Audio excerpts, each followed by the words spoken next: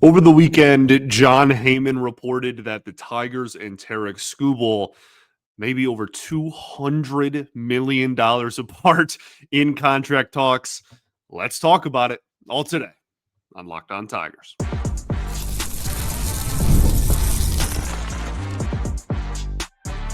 You are Locked On Tigers, your daily Detroit Tigers podcast. Part of the Locked On Podcast Network, your team every day. What is up, everybody? Welcome back to another edition of Locked On Tigers. I'm, of course, your host, Scott Bentley. Today is Monday, October 20th, 2025. Thank you so much for making Locked On Tigers your first listen every single day. We are free and available wherever you get your podcasts, including YouTube, part of the Locked On Podcast Network, your team every single day. Today's episode is brought to you by Game Time. Download the Game Time app, create an account, and use code LOCKEDONMLB for $20 off of your first purchase. Welcome in, everybody. Happy Monday. Hope you all had a wonderful weekend as I continue to A, remember how to speak, B, mess with my lighting in my new apartment. So let's talk Tarik. Alliteration, not even trying, and we get some alliteration. That's, it's going to be a good Monday. All right, it's going to be a good Monday. Let's talk about some not so fun stuff, which is potentially this future of Tarik Skubal in the Tigers organization. Later Friday, actually it was pretty early Friday, even later Thursday, John Heyman, New York Post, very big name baseball analyst and baseball journalist and reporter, and basically put out an article that said straight up that Tarik Skubal and the Detroit Tigers could be $200 million or more apart in contract negotiations, and then all heck broke loose in the Tigers fan base. There's a couple of things, when I first started doing show prep and writing down, just kind of word vomiting, honestly, my thoughts and feelings toward the article itself and the report and everything. Evan Petzold of The Freep did a follow-up report on that as well. That's worth checking out. Obviously, support our fantastic, amazing beat writers. But I realized that I had a lot more thoughts about this than I originally thought. I thought it was just going to be like, maybe 5 minutes, maybe a segment, and then I realized that I could really talk about this. I think the first thing I want to bring up, and the reason I want it to be first, is because it's something that you should always keep in the back of your mind, is something I learned as a young adult in this industry, is that information like this, okay, contract information, trade information, player personnel news gets out to the public almost always on purpose. Okay, someone has a motivation. And John Heyman, I'm sure he's a great dude. I don't know him personally, obviously, and he is very good at his job and has been doing it for a very long time. All the respect in the world, no disrespect intended. He is also very notably throughout the years a agent mouthpiece sometimes, if you will. And there's a lot of, I don't want to use the word evidence, but there's a lot of stories and a lot of things that have happened over the last 5, 10, however many years you want to go back, that kind of point to that possibly being the case. So, and I don't, again, I have nothing but respect for John Heyman. He's fantastic at his job and is one of the biggest sports and baseball journalists literally on the planet. Okay. All the respect. I bring this up not to talk about the like legitimacy of the report. I genuinely believe that Heyman would not put something out there if he didn't believe that was the case. The reason I bring it up is because information, again, as I started the show with, has there is a motive behind that information getting into the hands of Heyman in the first place. And I think that that is something that we need to focus on. Sometimes players' agents put reports out like that so that the general public can put, more pressure on, or that there can be, more pressure to maybe provide more money. Sometimes teams give reporters information to be like, hey, report this, put this out there because of X, Y, and Z. Like that is always, and I struggle with it sometimes too, but that is always something that is so important to remember. The contract that Heyman references in the piece was offered after the 2024 season. So this isn't like some new contract that was offered last week and they're 200 mil apart. This is under the belief that Boris and Skubal want 400 mil, and that after the 2024 season, the Tigers offered Skubal a deal that was less than 200 mil. That is all this report is. That is the report. And there's nothing wrong with that. That's insightful, and we will talk about it the rest of this show. But I think it's also important to understand where everything comes from and what exactly, and specifically we are actually talking about. Crochet, who's going to be runner-up for Cy Young behind Skubal, got a $170 million contract this past offseason, right? I don't know exactly when this Skubal contract was offered, whether it was before or after the Crochet extension. But that's someone that you can at least mildly point to and be like, okay, if there's anyone that you can maybe compare contracts with, that's who it was going to be last winter at least. And here we are now with a report about, over 200 mil difference.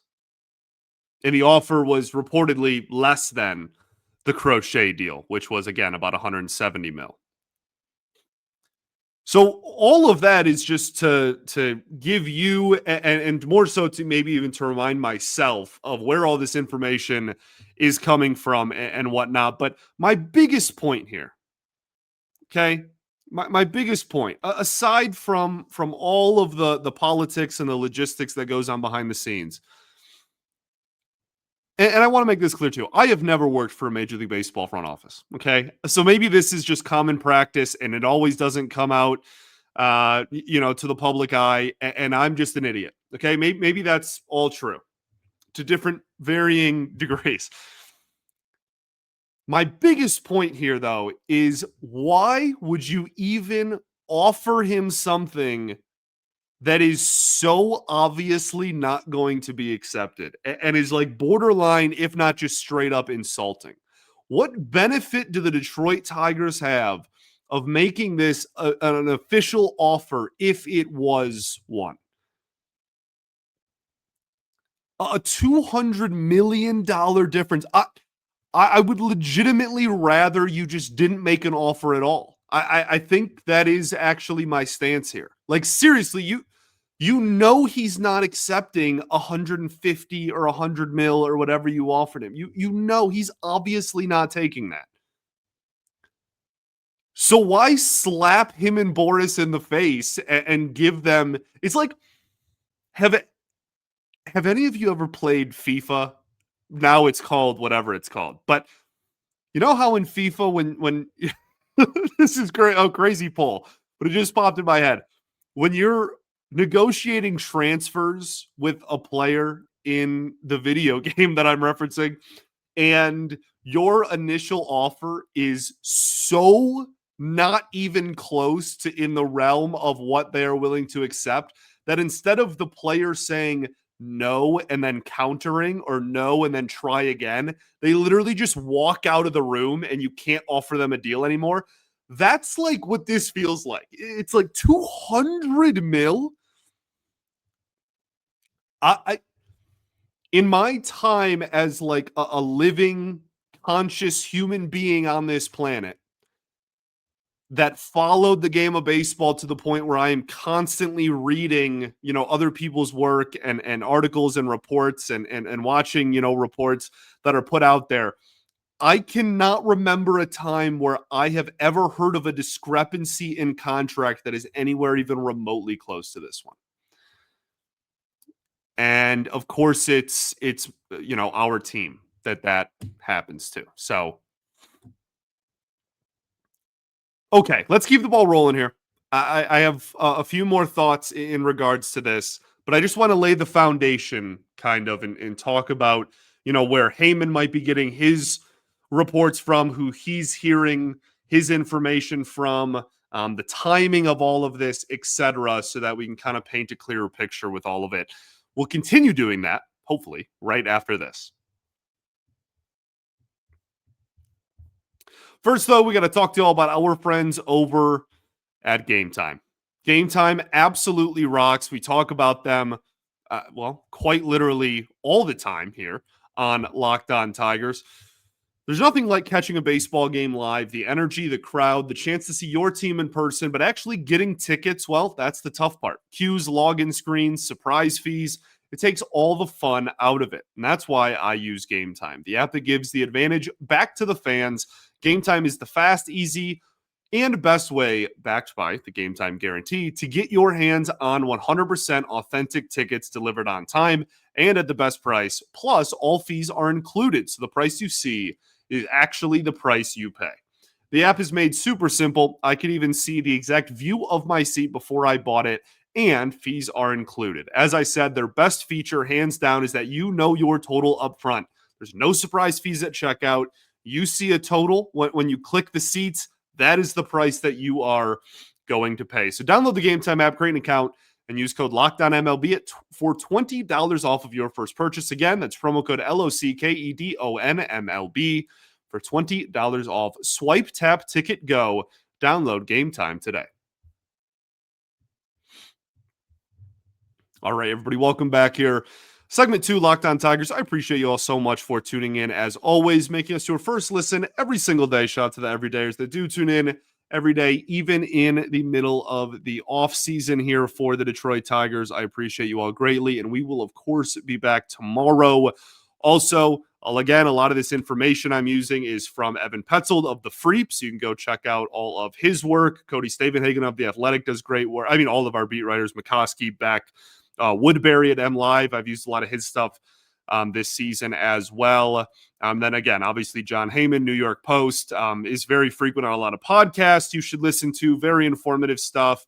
And yeah, right. So obviously a lot of his information is Yankees based or Yankees and Mets based, but he does all of baseball and covers it very well. So be sure to check all of that stuff out.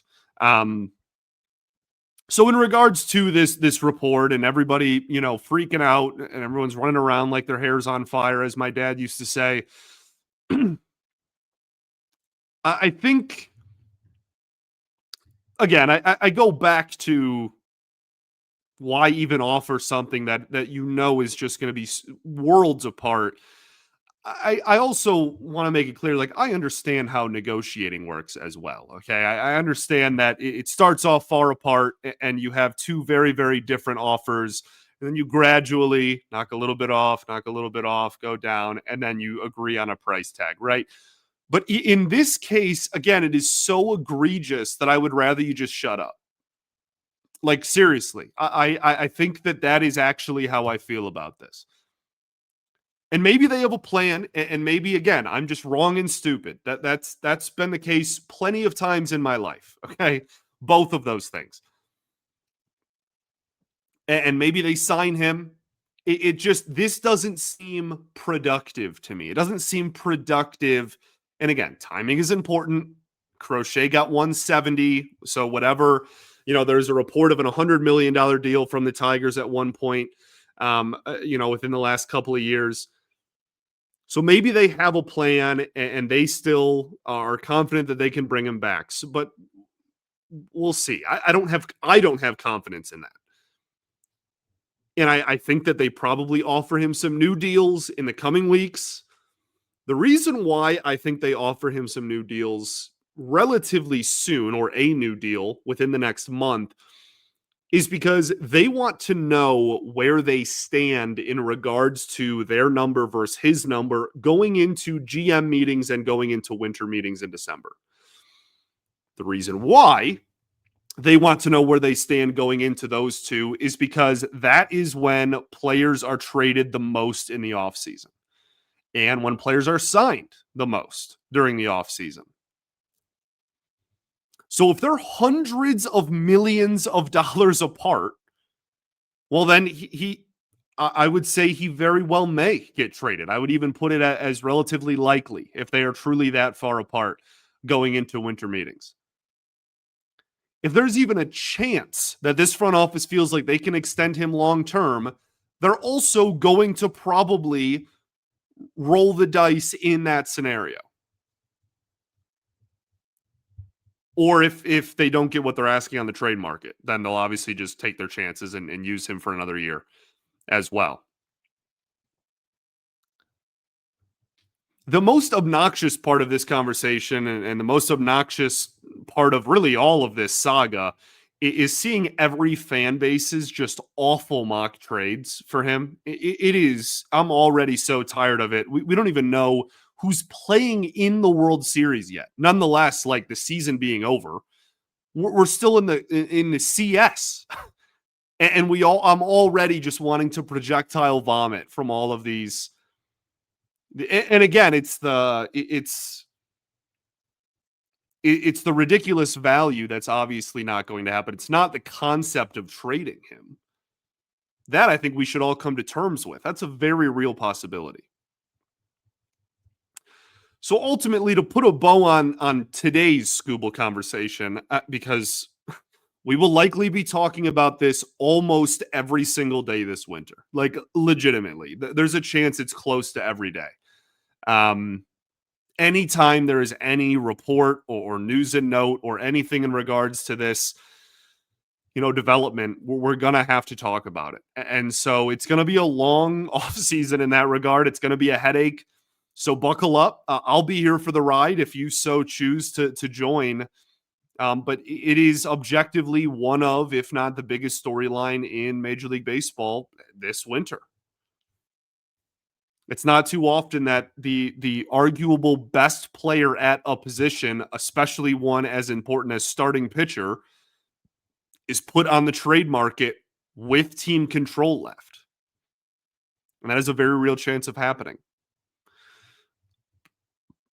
The thing that I want to highlight here to put a bow on this is the three possible outcomes that I think, I guess, objective might be too harsh of a word, but like I don't really see any other way to go about this besides these three possible outcomes for this Skubal saga. Okay, to continue our alliteration train here, you either choice A, extend him, deal gets done, you pay up, Skubal's a Tiger for a long time. There you go, simplest solution.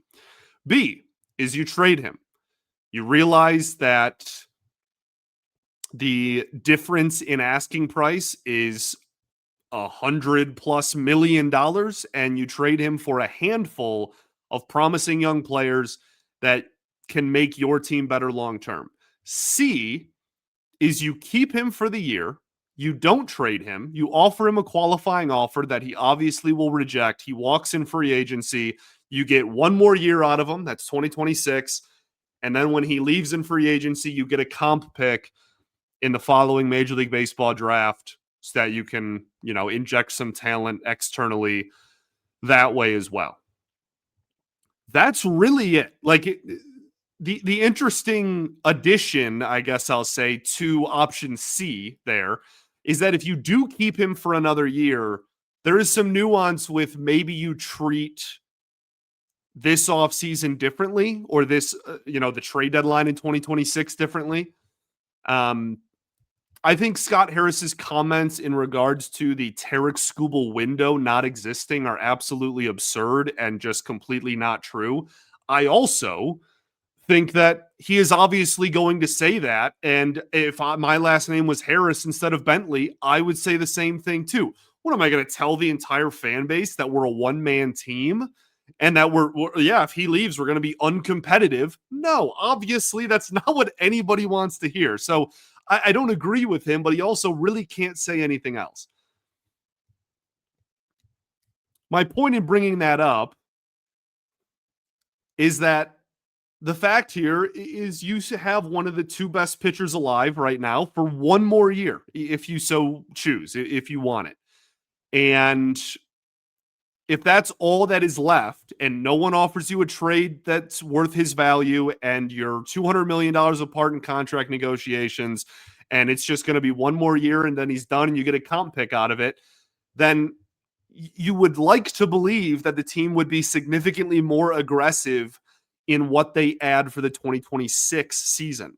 I'm not saying you trade Clark and McGonigal and Briseño. Okay. I'm so exhausted of every time I mention, they should be more aggressive here that, people are like, well, you want to trade Clark? No. Okay. No, you can be aggressive and not trade three of the best prospects in baseball. I promise. You also can be aggressive without spending $500 million in free agency in one offseason, right? Or $700 million, like the Dodgers did one year. Like, it is possible to be more aggressive without going to the absolute extreme. I'm just saying that it would be a requirement for me as a fan, that's requirements mean nothing to anybody, and certainly not this front office. If they choose path C, I need more aggressiveness in the players they add externally because there is a Skubal window, whether they want to admit it publicly or not. And if you just sit on your hands and do literally nothing, I will be extremely critical and call out the hypocrisy of what we're even trying to do here. Because it won't be trying to win a World Series at the major league level. Now, as a whole, let's put a bow on. I've said that like 3 times already, so I'm going to stop saying that. Let's end the Skubal conversation for today right after this. Got to talk to you about our friends over at FanDuel. The NFL season is here. FanDuel has an offer you won't want to miss. Right now, new customers can bet just $5 and get $300 in bonus bets if you win. That's right. You pick a bet, put down $5, and if it hits, you'll unlock $300 in bonus bets to use across the app. I love how FanDuel gives me so many ways to play. I've built parlays, tried player props, and even followed live lines during games. It makes watching football even more exciting when you've got a little bit of something riding on the action. So whether you're a casual fan or love diving into the stats, FanDuel makes the game day experience so much better. So what are you waiting for? Visit FanDuel.com to download the FanDuel app today and get started. All right, everybody, welcome back here. Third and final segment of Locked On Tigers. Appreciate y'all for tuning in. As always, this is the Skubal, circus, really, at this point. This is a front office defining decision that they are left with, and that Harris and co. are staring down the barrel of. If you pick correctly, then ultimately down the road, this is going to be celebrated, and we're going to be talking about how genius of a move this was, right? Whatever of those options they pick, if it ends up being the right one, then it'll be celebrated. We have seen teams in the past trade players, star players at their peak for unbelievable returns, and it has helped. I think one of the biggest examples in my lifetime is Zach Greinke being traded from the Royals, right? They get Lorenzo Cain, they get Alcides Escobar, they get Jake Odorizzi, who then they trade later, and they get, James Shields and I almost just spilled my water, but I caught it because I have Puma-like reflexes, right? Then they trade Odorizzi and get, I think Wade Davis was in that deal, right? Like that domino effect of trading Greinke, who was at his peak, won a Cy Young for them, was a young star in this league, again, kind of kickstarted the core that would become the 2014 and 2015 Royals that made back-to-back World Series. So I think that it is important to know that these things can work out. We also have seen the opposite. We have seen teams trade massive stars for a lot of prospects that ended up doing next to nothing. And that's one where, I mean, there's a lot of examples of that. And we have seen teams that aren't able to get over the hump of being, a playoff contender to a World Series contender, or, a regular season contender to a legitimate playoff threat. Like, taking that step forward you're talking about a few wins here and there. Like, it's really between the margins, and it's tough. It's tough. Plenty of front offices in Major League Baseball history have chosen wrong in that regard. So I think it's just safe to say that this will be easily the defining move of the Harris tenure, whether he builds a winner or not, right? If he builds a winner, then it's defining in a positive light.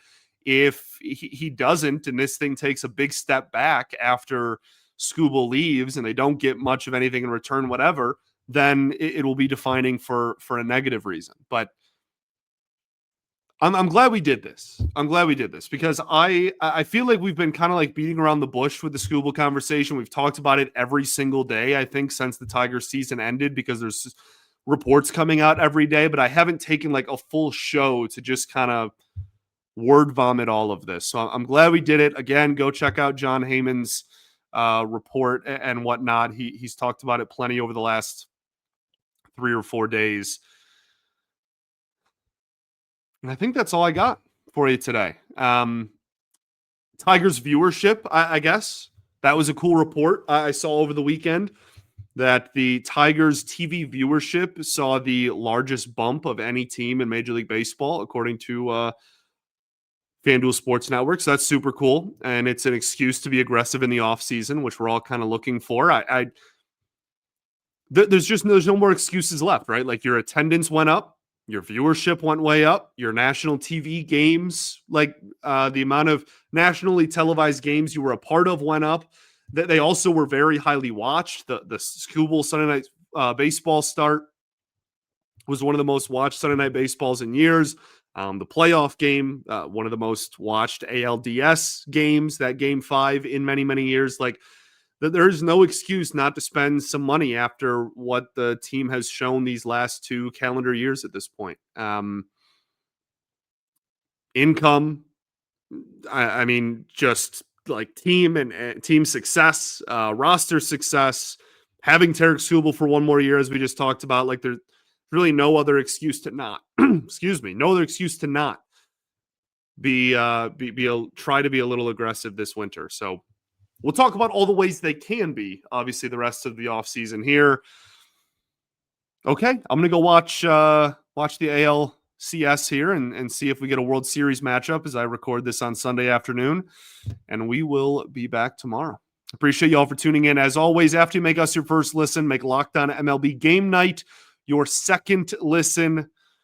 Every game, every night. As long as a baseball game is being played, even when they're not, they will still be there over at the Locked On MLB YouTube channel. Will be live streamed after the final game. Every night goes final. So go check all them out. They do a great job. Okay. Buckle up, because here we go. Okay, here we go. Peace and love. Going to therapy's dope, and I'll catch you all tomorrow, baby. Go Tigers.